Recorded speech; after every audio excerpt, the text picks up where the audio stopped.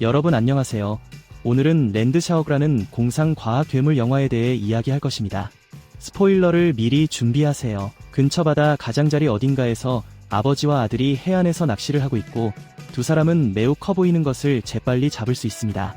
사람들은 거대한 물고기를 잡았다고 생각하면서 그 동물을 수면 쪽으로 끌어당기려고 하지만 그것이 찢겨진 소의 신체 부위라는 것을 알게 될 뿐입니다. 이것은 그들이 바다에서 잔해더미를 보고 거대한 상어가 수면에 나타나 사람들을 향해 직접 돌진하는 동안 무언가 끔찍하게 잘못되었다는 것을 깨닫게 합니다.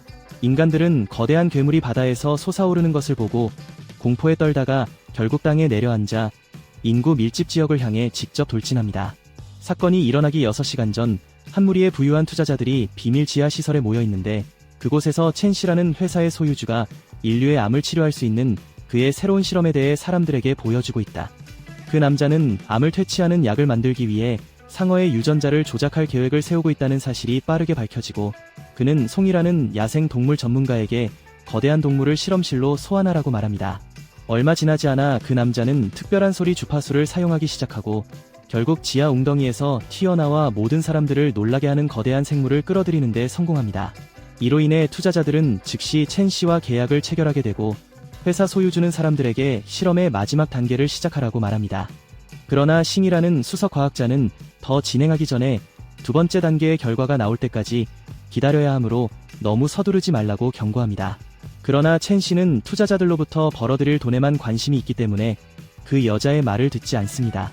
얼마 지나지 않아 사람들은 상어의 유전학을 더욱 변화시킬 계획이기 때문에 실험의 세 번째 단계를 시작할 준비를 시작했습니다. 이로 인해 과학자들은 수중 로봇을 발사하여 마취제를 사용하여 동물을 빠르게 진정시킨 후 거대한 생물로 이동하여 상어의 몸 안에 실험용 혈청을 주입합니다. 다행히도 그 이물질은 결국 상어를 죽이지 않고 상어의 유전자와 융합할 수 있었고 이는 실험의 세 번째 단계가 성공적이었다는 것을 의미합니다. 수석 과학자는 결국 원치 않는 부작용이 있는지 확인하기 위해 동물을 계속 면밀히 모니터링하기로 결정합니다. 그러나 그녀의 일은 그 여성과 친밀한 관계를 가지고 있는 것으로 보이는 상사의 딸 유에 의해 중단됩니다. 첸씨는 투자자들과의 또 다른 회의에 참석해야 한다는 것이 밝혀졌고 다른 과학자들과 함께 소녀를 건물 안에 남겨두기로 결정합니다. 그러나 사람들이 깨닫지 못하는 것은 상어가 이미 정말 끔찍한 존재가 되었다는 것입니다. 얼마 지나지 않아 동물의 생명력이 오작동하는 것처럼 보이며 경보가 울리기 시작하고 모든 과학자들은 무엇이 잘못되었는지 알아내기 위해 즉시 천문대로 달려갑니다. 사람들이 문제를 파악하기도 전에 상어는 재빨리 웅덩이에서 뛰쳐나와 모두가 보는 앞에서 과학자를 잡아먹습니다. 모든 인간이 외부 문을 닫을 때 공포에 기절하게 만듭니다. 사람들이 구조되었다고 생각하는 바로 그 순간 상어가 창문에 부딪히기 시작하고 결국 그 과정에서 유리가 깨지고 엄청난 양의 물이 건물 내부로 밀려들어 결국 시설 내부의 파도가 잦아들었을 때 너무 느리게 탈출할 수 없었던 희생자들을 기절시킵니다. 남은 생존자들은 물에서 다시 떠오르지만 상어도 건물 안에 있을 것이기 때문에 심각한 문제에 처해 있다는 것을 깨닫습니다.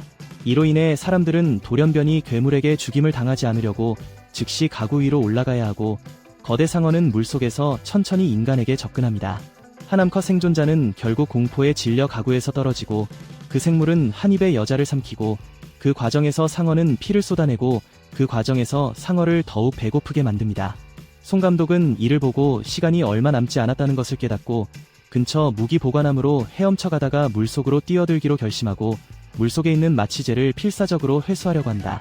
이것은 상어가 즉시 남자를 향해 돌진하게 만듭니다. 하지만 다행히 송 씨는 컨테이너를 부수고 마침내 무기를 손에 넣고 몬스터의 공격을 간신히 피합니다. 그러나 그 남자가 사나운 생물을 진정시키려고 할 때 그는 상어가 물속에 숨어 있다는 것을 빨리 깨달았기 때문에 표면에서 동물을 쏘는 것이 거의 불가능하다는 것을 깨달았습니다.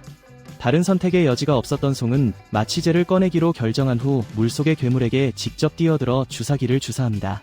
다행히도 이것은 결국 상어가 다른 희생자를 잡아먹기 전에 의식을 잃게 하고 사람들은 동물이 깨어나기 직전에 이 위치를 떠나야 한다고 결정합니다.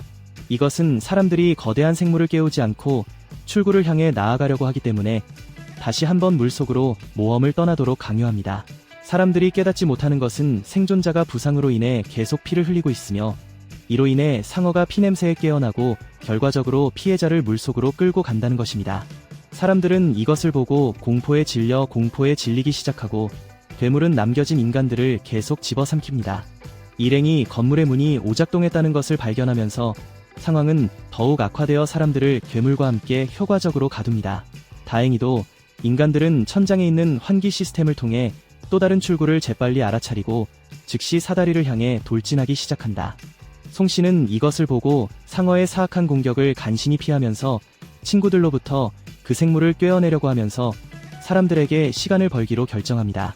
놀랍게도 주인공이 죽기 직전에 그는 전선으로 괴물을 격퇴하고 거대한 상어가 반대 방향으로 탈출하게 합니다. 이를 통해 남자는 마침내 다른 사람들을 따라잡을 수 있었고 그들은 결국 실험실에서 멀어지면서 표면을 향해 탈출했습니다. 일행이 긴장을 풀기 직전 그들은 땅에 거대한 균열이 있는 것을 알아차렸고 인간들은 상어가 어떻게든 육지에서 움직일 수 있는 능력을 얻었다는 것을 깨닫게 되었습니다. 송은 이것을 보고 사람들에게 도망가라고 말하지만 싱은 갑자기 상사의 딸이 아직 근처에 있다는 것을 깨닫는다. 동시에 어린 소녀는 거대한 상어가 땅에서 튀어나와 방해가 되는 모든 것을 파괴하면서 위험이 이미 가까이 있다는 것을 깨닫지 못한 채 아버지가 놀이터로 돌아오기를 기다리고 있습니다. 소녀는 흉측한 괴물을 보고 피난처를 찾기 위해 미끄럼틀을 향해 달려가기 시작하고 결국 구조물 안으로 뛰어 들어갈 수 있습니다.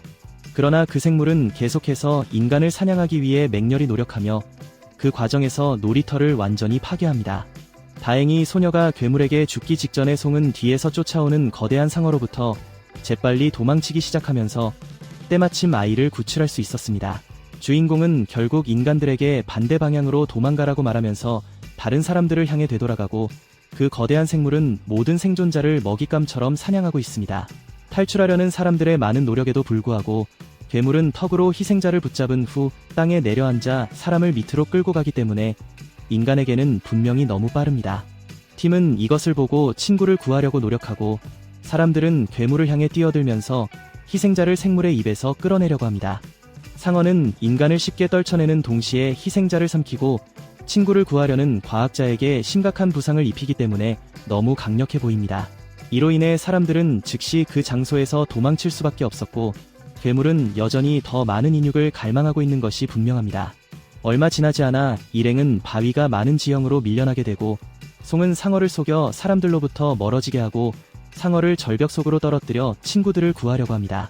다행히 주인공은 괴물의 지속적인 공격을 피하면서 바위 가장자리를 붙잡는 데 성공했고 결국 일시적으로 생물로부터 탈출하면서 다시 한번 사람들을 향해 기어 올라갑니다. 인간이 마침내 숲의 다른 부분에 도착했을 때 팀은 달리기를 잠시 쉬기로 결정하고 송은 상어가 어떻게 그렇게 강력해졌는지 알려달라고 요구한다. 과학자들이 지렁이의 유전자를 받아 생물과 결합하는 데 성공하여 육지에서 기동할 수 있는 능력과 손상을 매우 빠르게 치유할 수 있는 능력을 부여했다는 사실이 빠르게 밝혀졌습니다. 더욱이 돌연변이 동물은 스스로 번식할 수 있는 능력을 가지고 있기 때문에 더 많은 괴물을 낳기 전에 거대한 상어를 죽여야 합니다. 그러나 사람들이 말을 마치기도 전에 괴물이 그들의 부상에서 나온 피냄새를 맡아 인간의 것을 추적했기 때문에 가까이에서 진동이 느껴지기 시작합니다. 갑자기 그 생물은 땅에서 튀어나와 부상당한 과학자를 한 입에 먹어치우고 모든 사람들을 살기 위해 필사적으로 뛰게 하지만 그 생물은 인간들이 쉽게 탈출하는 것을 허락하지 않고 뒤에서 생존자들을 계속 공격하면서 결국 그룹을 뿔뿔이 흩어지게 합니다. 상어는 다른 과학자와 함께 어린 소녀를 쫓기 시작하고 결국 자신의 목숨을 구하기 위해 아이를 동물 쪽으로 밀어넣습니다. 놀랍게도 상어는 부상으로 인해 이기적인 남자에게 직접 향하면서 소녀를 뛰어넘어 과학자도 잡아먹습니다. 그 생물은 결국 어린 소녀를 향해 돌아서더니 소녀의 울음소리를 향해 곧장 돌진한다. 다행히도 소녀가 죽기 직전에 동물을 향해 총격이 가해져 괴물은 즉시 후퇴하고 용병들은 들판을 가로질러 괴물을 쫓기 시작합니다. 첸 씨가 부하들과 함께 딸을 구하러 왔다는 사실이 빠르게 밝혀집니다.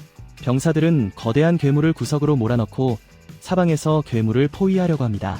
이것은 결국 사람들이 그물을 사용하여 거대한 동물을 잡으려고 시도할 수 있게 하지만 괴물은 동시에 모든 총알을 피하면서 병사를 들판을 가로질러 끌어당기기 때문에 너무 강하다는 것이 입증되었습니다. 과학자도 괴물이 완전히 통제 불능 상태라는 것을 깨닫고 전장으로 향합니다. 그리고 송은 차량에서 유탄 발사기를 빼앗기로 결정한 후 거대한 생물을 향해 파괴적인 타격을 가합니다. 주인공이 죽이기를 마치기 전에 남자는 뒤에서 밀려나게 되어 결국 괴물이 그 위치에서 탈출하고 근처 물속으로 직접 뛰어들 수 있습니다. 첸 씨는 괴물이 많은 돈의 가치가 있기 때문에 괴물을 제거할 의도가 없다는 것이 빠르게 밝혀지고 사업가는 주인공에게 어떤 대가를 치르더라도 거대 상어를 보호해야 한다고 요구합니다. 이로 인해 송 감독은 상사가 완전히 미쳤다는 것을 깨닫고 즉시 직장을 그만두기로 결심합니다. 그러나 사업가는 친구에게 총을 겨누며 주인공을 위협하고 남자에게 여자의 총과 교환하여 거대 괴물을 되찾도록 강요합니다. 다른 선택의 여지가 없었던 남자들은 결국 용병들과 함께 괴물을 추적하기 위해 바다로 향하기로 결정하지만 사람들은 거대한 생물에 의해 야기된 거대한 잔해를 발견하면서 무언가 잘못되었음을 알아차립니다. 더 나쁜 것은 그 그룹이 상어가 인근 마을을 향해 직접 향하고 있다는 것을 깨달았다는 것인데 이는 더 많은 인간이 죽기 전에 상어를 막아야 한다는 것을 의미합니다. 얼마 지나지 않아 괴물은 근처 해안을 향해 헤엄치기 시작하면서 결국 육지를 향해 뛰어오르고 결국 무고한 사람들로 가득 찬 도시로 향하기 시작하면서 이전보다 훨씬 커졌다는 것을 드러냅니다. 동시에 인근 마을의 인간들은 번화한 거리에서 하루를 즐기고 있지만 사람들은 건물 꼭대기를 기어다니는 거대한 바다 생물을 보고 무언가 잘못되었음을 깨닫습니다. 이로 인해 사람들은 거대한 괴물로부터 탈출하려고 할 때 당황하게 되고 거대한 상어는 거리를 돌진하기 시작하여 걷는 햄버거처럼 인간을 삼키기 시작합니다. 얼마 지나지 않아 그 생물은 사람들을 쫓아 주거지역으로 향하게 되고 결국 그 과정에서 어린 소녀를 궁지에 몰아넣게 됩니다. 다행히도 아이가 산채로 잡아먹히기 직전에 괴물이 고음의 주파수에서 이상하게 행동하기 시작하고 과학자가 마침내 괴물을 추적하는 데 성공했다는 사실이 빠르게 밝혀지며 괴물이 사람들을 향해 돌진하도록 강요합니다. 얼마 지나지 않아 일행은 미끼를 받아 속에 던져 동물을 잡기로 결정하지만 싱은 괴물의 비디오를 받고 바다 생물이 기하급수적으로 성장한 동시에 배를 완전히 왜소하게 만들었다는 것을 깨닫습니다. 이로 인해 사람들은 그 위치에서 탈출하려고 시도하지만 거대한 생물에 의해 끌려가고 배가 격렬하게 흔들리고 결과적으로 여성 과학자가 기절합니다. 사람들은 필사적으로 배에 매달리려고 하지만 결국 배 속으로 던져지고 간신히 배를 붙잡을 수 있는 주인공만 남게 됩니다. 그러나 괴물은 배를 육지로 끌어당기고 주인공을 날아다니는 봉제 인형처럼 나무를 향해 던지면서 다른 인간들로부터 숨기기 위해 거대한 터널 안으로 배를 끌고 들어가면서 결국 해안을 향해 나아갑니다. 다행히 용병들은 바닷속의 병사들로부터 배의 행방을 알아냈고 첸 씨는 모든 부하들에게 즉시 괴물을 구하러 가라고 명령했다. 동시에 싱은 잔해 속에서 천천히 깨어나면서 추락에서 어떻게든 살아남았지만 곧 동굴 안에 있는 사람이 그녀뿐이라는 것을 알게 됩니다. 여자는 워키토키를 사용하여 친구에게 연락하려고 하고 송은 반대편에서 가까스로 전화를 받지만 신호가 없어 더 이상 의사소통을 할 수 없습니다. 다행히 송 씨는 결국 부상 없이 회복할 수 있었고 괴물이 남긴 흔적을 빠르게 찾아 친구를 구하러 갈 수 있었습니다. 반대편에서 싱은 괴물을 유인하는 데 사용한 위성장치를 찾는 데 성공했고 결국 동굴 내부의 가장 높은 지점으로 가기로 결정하고 컴퓨터를 사용하여 도움을 요청하는 신호를 보냅니다. 그러나 여자가 다시 숨어들기 전에 뒤에서 큰 포효 소리를 듣고 거대한 괴물이 자신의 위치를 찾았다는 것을 깨닫습니다. 다행히도 여자는 때마침 도착한 용병들에 의해 구해졌고 사람들은 모든 화력으로 괴물을 쏘기 시작했고 괴물은 고통에 몸부림치기 시작했습니다. 대위는 이것을 보고 사람들에게 전기총을 사용하라고 명령하고 병사들은 매우 높은 전압으로 괴물을 기절시키기 시작하여 결국 동물을 땅에 쓰러뜨립니다. 괴물이 전기에 의해 기절한 것을 확인한 첸 씨는 병사들 뒤에서 나와 놀라움에 사로잡혀 거대 생물을 향해 가고 주인공은 결국 친구를 구하기 위해 동굴 안으로 들어간다. 사람들이 이 장소를 떠나기 전에 사업가는 사람들을 위한 추가 제한이 있기 때문에 주인공을 멈춥니다. 첸 씨는 여성 과학자가 실험실 안에서 이 괴물들을 더 많이 만들어주기를 원한다는 것이 밝혀지지만 싱은 즉시 그 거래를 거절한다. 그 생물이 얼마나 많은 사람을 죽였는지 목격한 후 사업가는 과학자에게 총을 겨누면서 분노하게 됩니다. 그 거대한 생물이 이미 의식을 되찾았다는 것을 깨닫지 못한 채 그 거대한 동물은 턱 안의 남자를 집어삼킨다. 사람들은 이것을 보고 도망치기 시작하면서 결국 동굴에서 탈출하지만 거대한 괴물은 땅에서 빠르게 튀어나오면서 들판을 가로질러 날아가는 병사들을 쓰러뜨리고 그 과정에서 가스 수류탄을 떨어뜨립니다. 이것은 인간이 거대한 생물로부터 숨으려고 할 때 근처의 엄폐물을 향해 돌진할 수 있는 기회를 제공하지만 괴물은 계속해서 인간을 먹이처럼 삼키면서 안개 속의 병사들을 공격하기 시작합니다. 얼마 지나지 않아 사람들은 살을 먹는 동물에 의해 전멸하고 적을 향해 모든 총알을 퍼부어 괴물에 맞서 싸우기로 선택한 마지막 남은 병사로 대장만 남게 됩니다. 그러나 그의 노력은 완전히 쓸모가 없었고 거대한 괴물이 병사 바로 뒤에 나타나 턱 안의 남자를 집어삼키기 때문입니다. 이것은 결국 주인공이 숲속에서 적을 이르려고 할 때 친구와 함께 도망칠 수 있게 하지만 괴물이 여전히 그들의 냄새를 찾고 있다는 것을 알게 됩니다. 송 씨는 둘이 함께 그 동물로부터 도망칠 수 없다는 것을 깨닫고 대신 거대 상어를 유인하여 여자를 보호하기로 결심하고 송신기를 사용하여 적을 자신의 위치로 유인합니다. 이로 인해 괴물은 주인공을 맹렬히 쫓아가게 되며 주인공은 생물로부터 뛰어내리면서 산채로 잡아먹히는 것을 가까스로 피합니다. 그러나 거대 상어는 마치 거인 팩맨처럼 인간을 계속 쫓아가고 결국 송은 그 과정에서 송신기를 떨어뜨린다. 다른 선택의 여지가 없는 주인공은 동물의 사나운 물기를 간신히 피하면서 이전에 여기에 남겨진 유탄 발사기를 향해 돌진하면서 반대 방향으로 달릴 수밖에 없습니다. 다행히 주인공이 죽기 직전에 신이 송신기를 사용하여 생물의 주의를 분산시켜 친구를 돕기로 결정했기 때문에 괴물은 이전과 마찬가지로 높은 음의 주파수에 의해 멈춥니다. 송은 이를 보고 유탄 발사기를 빼앗고 거대 상어는 대신 여자를 향해 직접 돌진하기 시작하지만 주인공은 괴물의 입을 향해 명확한 사격을 하여 내부에서 적을 날려버리지 못합니다. 상황이 절망적으로 보일 때 송의 친구 중 한 명도 위치까지 가는데 성공했는데 그는 미끼를 괴물에게 직접 던졌고 괴물은 턱을 벌린 채 하늘을 향해 날아올랐습니다.